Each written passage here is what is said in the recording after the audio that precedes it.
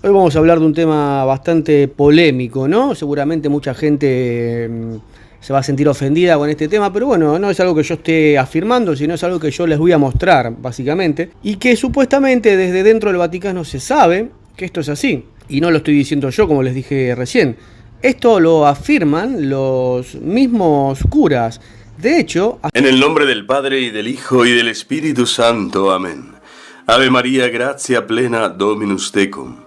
Benedicta tu in mulieribus, et benedictus fructus ventris tui, Iesu. Santa María, Mater Dei, ora pro nobis peccatoribus, nunc et in hora mortis nostre. Amén. La historia, Jesús y los historiadores. El otro día un buen amigo mío me pasó un vídeo de un anticristo disfrazado de sacerdote que nada más y nada menos que confirmaba con su mente pobre, con su espíritu raquítico, que Jesús no había existido como personaje histórico, que era un gran invento y que la Iglesia lo sabía. Nada más lejos de la realidad. A todos estos hay que decirles que Jesús, verdadero Dios y verdadero hombre, no solo se encarnó en el seno inmaculado y purísimo de la siempre Virgen María, predilecta de Dios Padre, esposa del Espíritu Santo y templo de la Santísima Trinidad, Madre bendita y santísima del Verbo humanado Jesucristo. No solo hay que decir que Cristo, como verdadero Dios y verdadero hombre, es el más real de las realidades de este tiempo y de esta historia, sino que es el que da consistencia a toda realidad. Por Cristo, con Él y en Él, todo fue hecho por Él. El Padre todo lo ha creado por medio de Cristo en el Espíritu. Toda la creación ha sido configurada siguiendo el modelo de Cristo, el proyecto y el plan de Jesucristo, verdadero Dios y verdadero hombre. Verbo humanado en las entrañas de María Santísima. A todos estos falsos predicadores de inmundicia, de basura, de espiritualoide y falsa doctrina, hay que decirles y remarcarles no solo el misterio de la encarnación del Verbo humanado en el seno de María, sino sobre todo el poder, el dominio y la soberanía de Jesucristo, Rey y Señor del universo. Toda la materia ha sido sometida, ha sido glorificada por Dios a través de Cristo, su Hijo divino, su Hijo amado, porque Él ha venido a hacerse carne, uno de nosotros, uno como nosotros en todo menos en el pecado. Estos historiadores de pacotilla, estos falsos teólogos, estos falsos historiadores ahora nos quieren robar, quieren ensuciar la imagen, la persona, la enseñanza, la sabiduría infinita que contiene, que habita corporalmente en la persona divina de Jesucristo, diciendo sandeces, barrabasadas, ocultando ese lado oscuro y tenebroso al que sirven, que es Satanás y el padre de la mentira. ¿Cómo que Jesucristo no ha existido en este mundo? Si hay más pruebas de él que de cualquier otro personaje de la historia, pasada, reciente y probablemente futura. Jamás habrá tantas pruebas arqueológicas, históricas, geográficas, escriturísticas, de que Jesucristo no solo ha venido a la tierra, sino que ha ascendido a los cielos. Y en la vida de los santos y de los mártires, en la vida de la Iglesia misma, que es la esposa inmaculada del Cordero Inmaculado, Jesucristo sigue vivo porque es el viviente. El que ama a su pueblo, nos dice el Apocalipsis, y el que intercede ante Dios, Padre, para que tú y yo encontremos la verdad de nuestra propia historia. Toda la historia ha sido ya abrazada por esta metahistoria, que es el cuerpo divino de Jesucristo, encarnado en María. En ese año cero de la historia, ese antes y después de Jesucristo, ha sucedido, es real.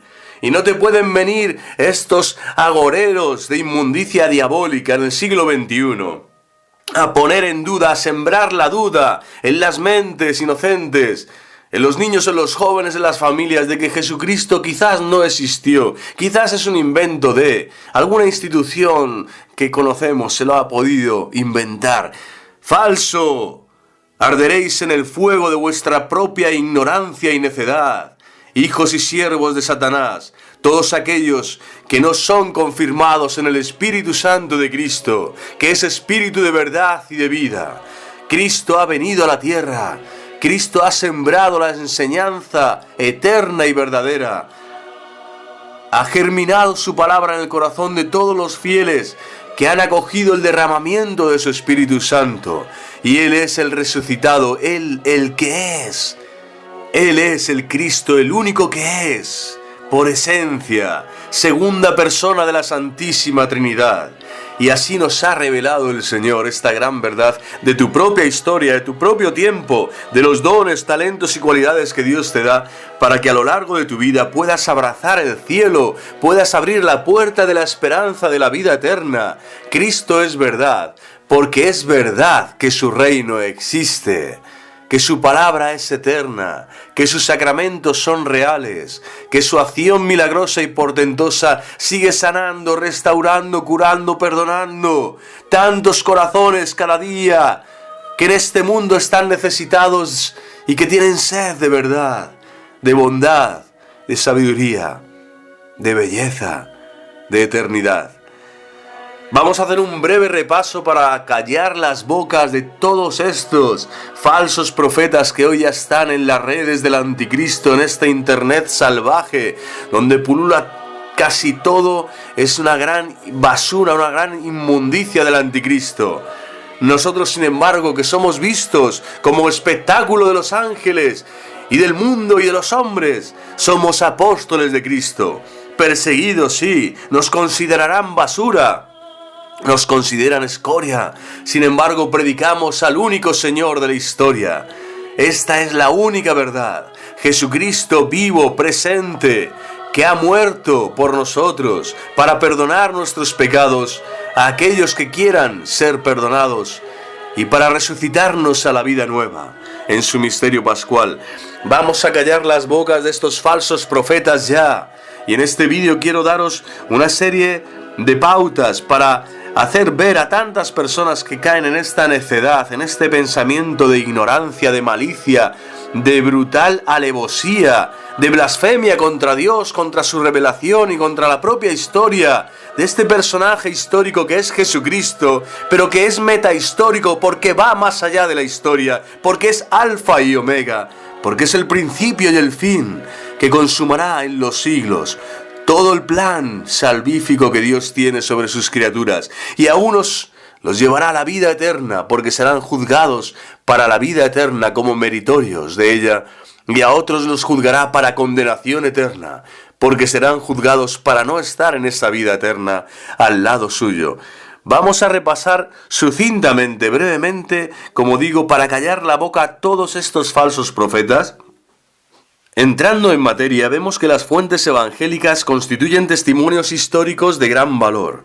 Lo hemos comprobado. Todos los evangelios tienen una cantidad de datos geográficos, arqueológicos, teológicos, filosóficos, administrativos, impresionantes, reales. Pero todas estas fuentes evangélicas proceden de cristianos que quieren dar a conocer a Jesús de Nazaret como el Hijo de Dios. Constituyen el testimonio selecto, canónico, de la comunidad de los seguidores de Jesús, en la que se perpetuará su memoria viva. Este carácter suyo, testimonial y evangelizador, no les hace perder a los evangelios su fiabilidad histórica. Así lo ha puesto de relieve precisamente toda la investigación rigurosa y hasta inmisericorde, como sabemos a lo largo del siglo XX, a la que se han sometido durante siglos todos estos textos, estas fuentes evangélicas, especialmente por la llamada investigación histórico-crítica de las 3 últimas centurias, 4 últimas centurias. Si los historiadores antiguos no cristianos no hubieran hecho ninguna referencia a Jesús, nos bastarían los evangelios y el testimonio secular de la Iglesia para estar seguros, segurísimos, de lo fundamental acerca de Jesús. Pero hay más, aunque no sea mucho. Algunos historiadores profesionales de los años posteriores a Jesús se refieren a él. Es sorprendente, pero contamos también con esta confirmación. Escueta, sí, pero muy interesante. No la tiene ningún otro personaje de la historia. Fuentes ajenas al propio cristianismo, a las propias fuentes evangélicas, Jesucristo las tiene. Vamos a ver cuáles son. ¿Por qué es sorprendente que hubiera algún historiador no cristiano que se haya ocupado de Jesús poco después de su muerte? Sabemos que Jesús murió crucificado y sus discípulos se dispersaron. Nadie defendió su causa. Por supuesto, nadie luchó en su favor.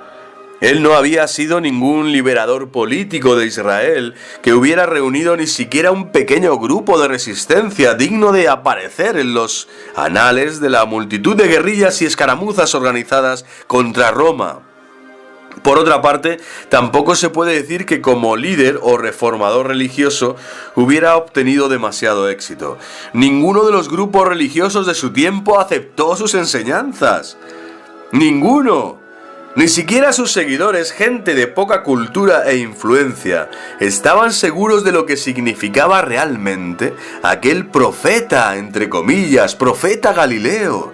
Era el máximo título que le podían dar en su cabeza, hasta que Pedro ya confiesa, porque así el Padre del cielo lo quiere, y lo requiere el mesianismo del Hijo. Tú eres el Hijo de Dios vivo. Le admiraban, sí, pero no le entendían. En definitiva, aquel hombre extraño y extraordinario parecía condenado a desaparecer de la memoria histórica común. Igual que les había parecido a quienes lo condujeron a la muerte, a estos jotarratas, que su desaparición de la escena iba a ser total, completa, definitiva. ¿Quién se iba a preocupar de su suerte y de su memoria? ¿Quién escribió entonces sobre Jesús por aquel tiempo sin ser cristiano? Fue un compatriota suyo llamado Flavio Josefo, que escribe sobre Jesús más o menos al mismo tiempo en el que se estaba componiendo el Evangelio de San Juan, a finales del siglo I. Su testimonio es, por tanto, muy antiguo y, según los especialistas, independiente de las fuentes cristianas. Su nombre era José ben Matías. José, hijo de Matías, nacido sobre el año 38 y murió algo después del 100. Era un judío aristócrata de familia sacerdotal que comenzó luchando contra los romanos y, hecho prisionero, acabó siendo favorecido por los emperadores Flavios, de quien adoptó el nombre y a quienes servía con sus escritos.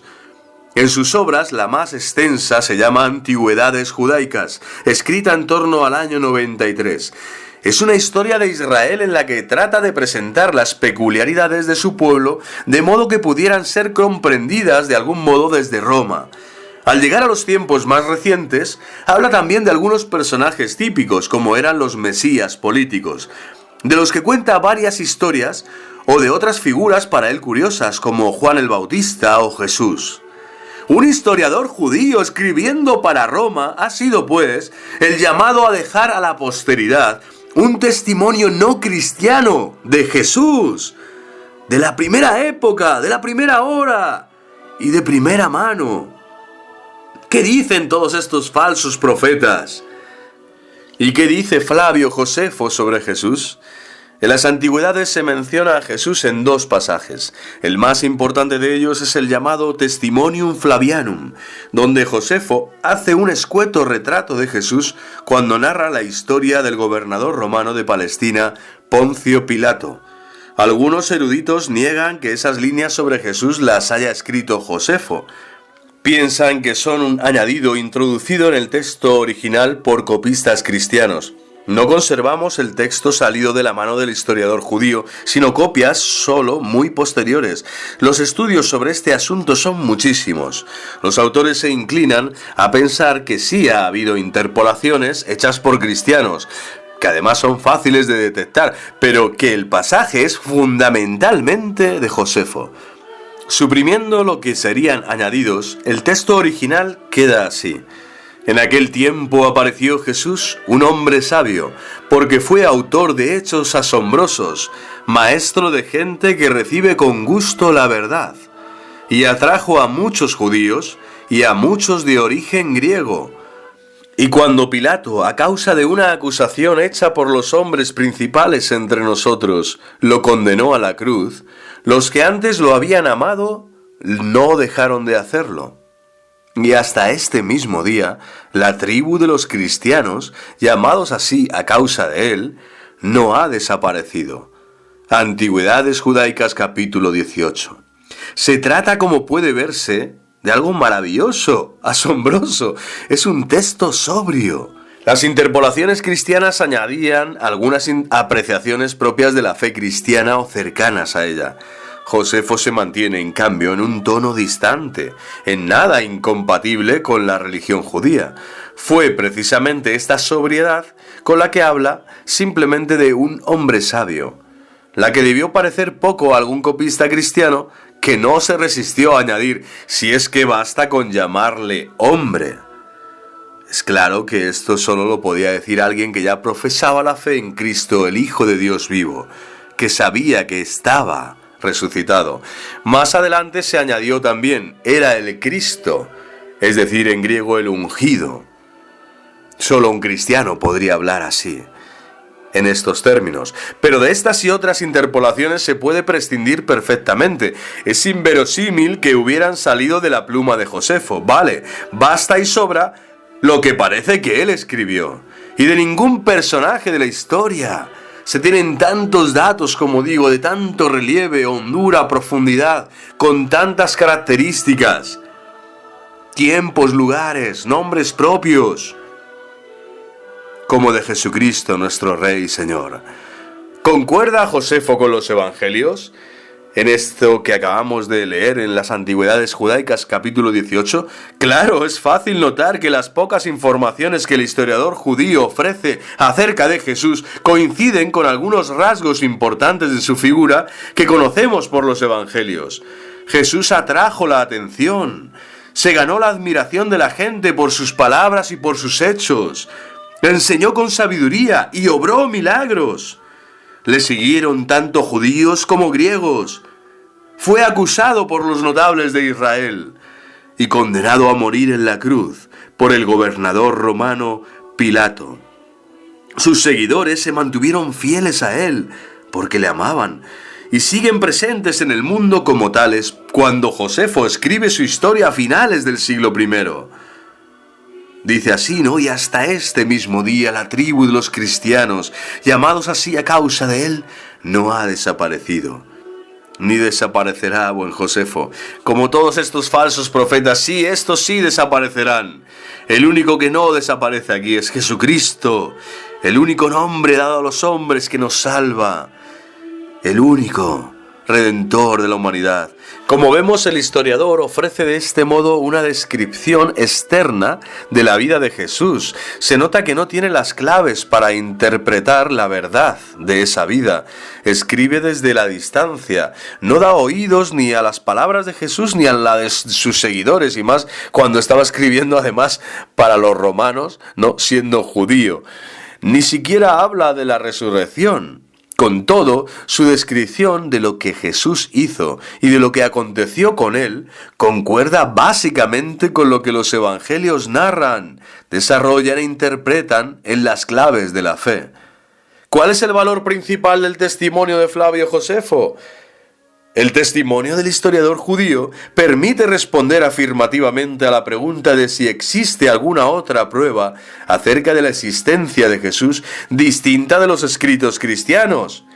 Y la respuesta sí, la historia profana, esta historia de este judío escritor, historiador, independiente de las fuentes cristianas, ha recogido la presencia de Jesús en el mismo contexto y con algunos de los rasgos fundamentales que aparecen también en los evangelios. En realidad, Josefo no aporta nada que no tengamos por las fuentes cristianas, pero su testimonio independiente resulta importante y sorprendente. Dominus vobiscum, benedicat vos omnipotens Deus Pater, et Filius, et Spiritus Sanctus. Amen.